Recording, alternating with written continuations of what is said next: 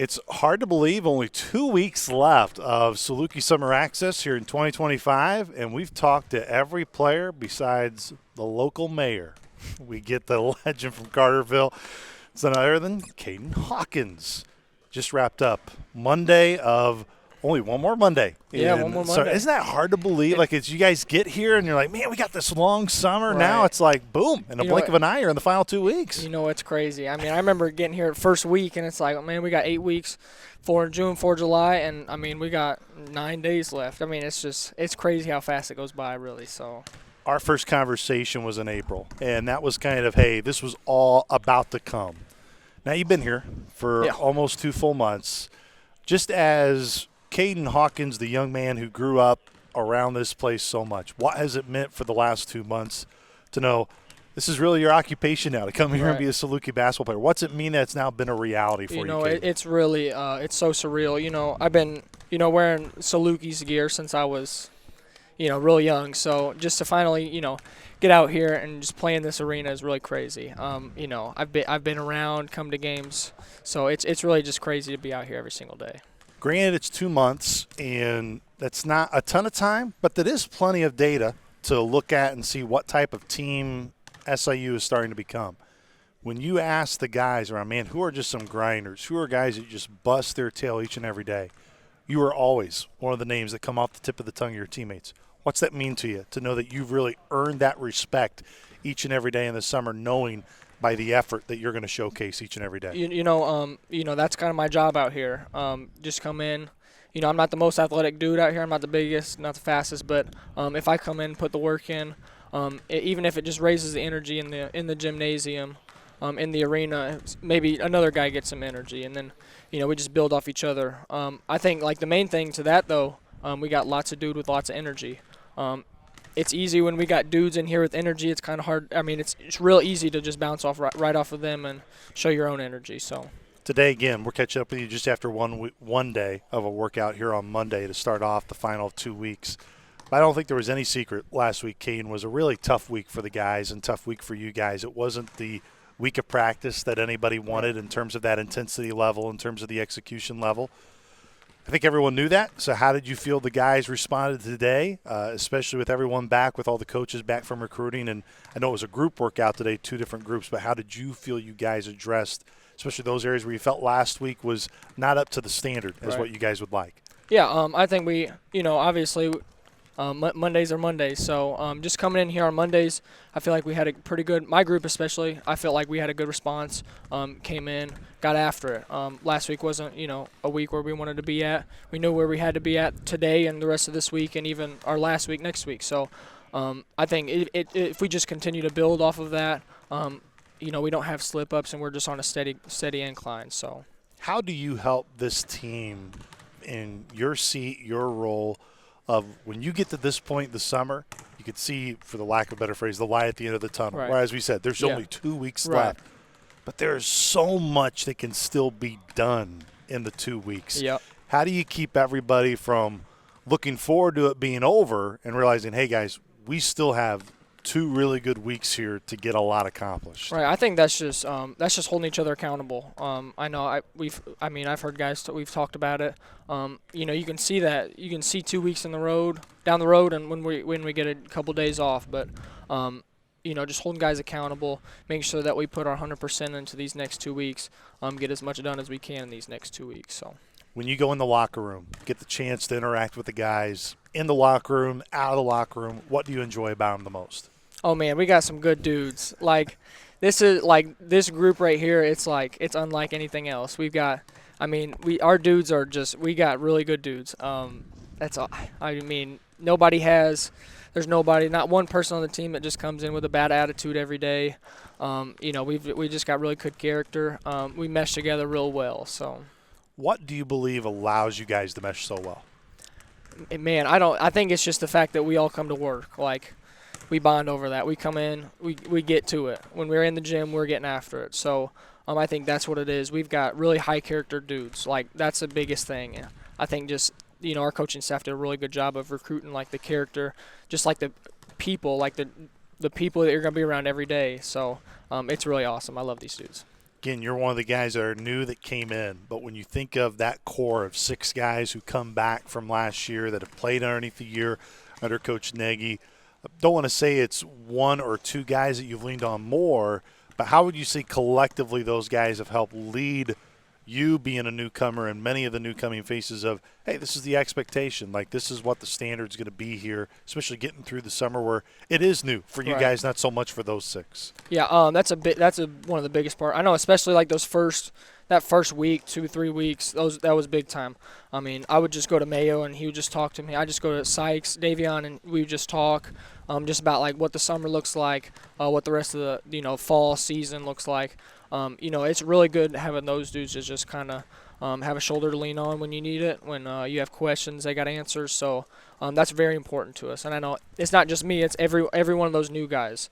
All 6 of those dudes, Jaheim, Drew, all those dudes, they got answers. So when anybody has a question, they go ask. They got some answers. So when you use the word, and even for yourself, Caden, when you say newcomer, sometimes that may have a feeling to it of, yes, the newness, which is obvious, but maybe there's a lack of experience factor. You've played at a high level, John A. Logan. Prince obviously has played at a high level in terms of being at the biggest levels in leagues. Isaiah Stafford has played at an extremely high level within the Missouri Valley Conference. For those guys that may be new, how much have you still been able to learn from those guys, and how much do you feel you've been able to help the team as well from the experiences that you have gained? Right. Absolutely. I know, like, Isaiah Stafford was at Logan the year before I got there. So I worked out with him when I was in high school, just like him and a couple other guys. So, like, I knew Isaiah prior to being here, which was, awesome. So he's been in the league. He knows what it takes. I mean, he knows what it takes. He averaged 15-plus at Valpo for a year. So, having him especially, he knows the game. He knows how to play, so that's big time. Even Prince, I know Prince is like a big guard, so he knows he can help out our big guys. He helps out our guards because he's played at one of the highest levels you can play at. So having those 2 guys especially is big time. And even Q at Jack State. So he had a really good year last year as a freshman. So just having those guys is real awesome. You brought up Q. What have you taken from him where there has been so many practices this summer and even the workout today? He's going to put on a little bit of a show. And for you, of course, you get a lot of run at the guard spots as well. I have enjoyed watching him up close. But now, like, when you get a chance to pick his brain, what do you pick his brain on to help you? It's crazy. It's like out here he's kind of just like he doesn't say a whole bunch. He's kind of just out, you know what I mean? He's just out here to ball. So, but when we get in the locker room, you talk. He's just like a super relaxed dude. He's just kind of does his thing. So having him is crazy. He's probably one of the fastest, quicker dudes I've had to guard ever. And that's just in practice. So having him, it's made me such a better player already in 6 weeks. So. Collectively as a team, as you get down to the final 2 weeks, again, we kind of hinted at last week, was it the standard you guys wanted to meet?